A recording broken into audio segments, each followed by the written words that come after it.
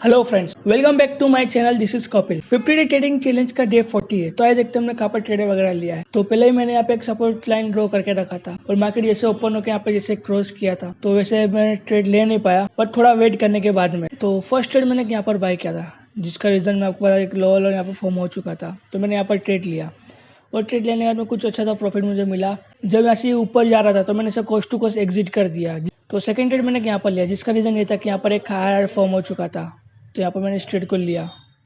जैसे कि मैं आपको मेरा बाइंग प्राइस दिखाता हूँ तो अभी हम प्रीमियम की चार्ट में आ चुके हैं तो मैं आपको बताता।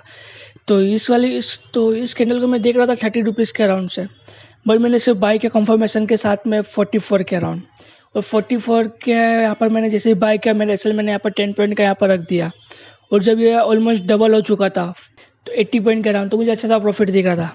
पर मैंने इसे कॉस्ट टू कॉस्ट अपना एसएल को लगा दिया था ताकि ये नीचे आने पर मेरा एसएल हिट भी होए तो मुझे ज़्यादा कुछ लॉस होना हो। तो फिर ये नेक्स्ट कैंडल में यहाँ से नीचे मूव आ गया बिकॉज ऑफ प्रीमियम डीके, जिसके अंदर अब मुझे 6 रुपीज़ के आसपास मैंने इसे कॉस्ट टू कॉस्ट एग्जिट कर दिया था। तो टोटल आज मैंने 2 ट्रेड लिया। फर्स्ट ट्रेड में मैंने 102 पे बाय किया, जिसका हाईस्ट 140 पे गया था, जिसके अंदर मैं 54 रुपीज़ का हमने लॉस बुक किया है। और सेकंड ट्रेड मैंने 44 रुपीज़ पे मैंने बाय किया था, जो कुछ 80 रुपीज़ का हाई जाने के बाद में मैंने इसे कोस्ट टू कोस्ट एग्जिट कर दिया।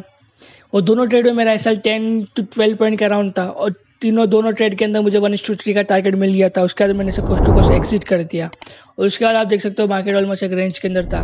तो आज के लिए इतना ही, धन्यवाद।